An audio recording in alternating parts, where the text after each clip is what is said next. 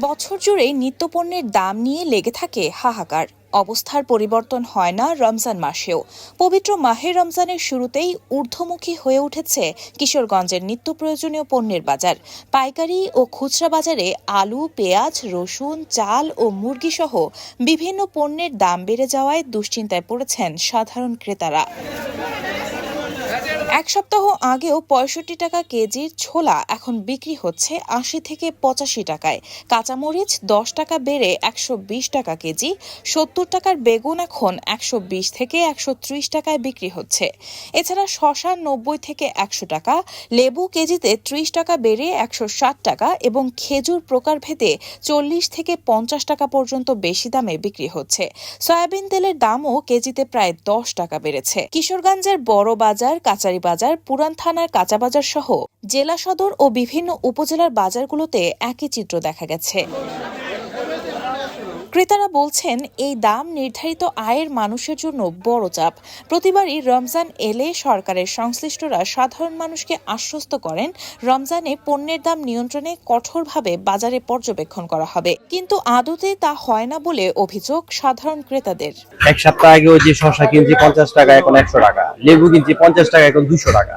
মানে প্রত্যেকটা প্রোডাক্টের মানে সবজি বলেন, অন্যান্য আদার্স মানে যাই বলেন আপনি, মানে সবগুলোর দাম মানে আকাশ ছোঁয়া। মানে এই রমজান আসছে, এই মুহূর্তে দাম মানে হু হু করে বেড়ে গেছে। কিন্তু আমাদের কথা হচ্ছে যে নতুন সরকার আসছে, এখন যদি এদিকে নজরদারি না করে বাজারের দিকে, তাহলে তো আসলে আমরা সাধারণ জনগণ আছে, আমাদের তো আসলে ভোগান্তি। বেগুন কিনলাম ৫০ টাকা, এখন বেগুন ৮০ টাকা মাত্র দাম চাইলো। আর লেবু কিনলাম ১৫০, ১৪০, এখন কিনলাম ১৮০। যেমন লেবু আধা কেজি গেছি, একটা মানুষ তো খাওয়ার সাধ্য নাই আছে। ১৮০ টাকা লেবু কেউ কিনবে? বাজার মনিটরিং করলে মনে হয় আমার জন্য, আমাদের জন্য বা আপনার সবার জন্য ভালো। আমরা সবজি কিনতে পারি না, আর এই যেহেতু রমজানের সময় সবজির দাম অনেক বেড়ে গেছে, ঠিক আছে। আমরা যারা আমাদের মতো নিচের যারা মধ্যবিত্ত আছে, তারা কিন্তু সবজি ভালো করে কিনতে পারে না, বা যারা রোজা রাখবো তারা কিন্তু কিনতে সবজি কিনতে তারও কষ্ট হয়ে যায়। অন্যদিকে বিক্রেতারা বলছেন, কিছু পণ্যের আমদানি কম থাকায় এবং পরিবহন ব্যয় বেড়ে যাওয়ায় বাজারে প্রভাব পড়ছে, ফলে দাম কিছুটা বৃদ্ধি পেয়েছে। বাজারের মালিক একটু সংকট, গাড়ি ঘুরে আনতে পারে না, তার জন্য এই এক দুইটা বা এটা কোনো ফ্যাক্টর না। ঘটনা তো গতবার চিপের চুলার দাম কম, গতবার ১০০ টাকা ছিল, ৮০ টাকা। চিপির দামও কম, ১০০ টাকা। তেলের দাম স্বাভাবিকই আছে, সব মালে স্বাভাবিক আছে। সেই বেশি কিনে দেখান নিয়ে মোটামুটি বেশি কিনা ১৭০ থেকে ৮০ টাকা। ব্রয়লার মুরগি বিক্রি, সোনালী মুরগি বিক্রি হচ্ছে আপনার ২৮০ থেকে ৯০ টাকা। গত সপ্তাহে ছিল ৬০, ৬৫।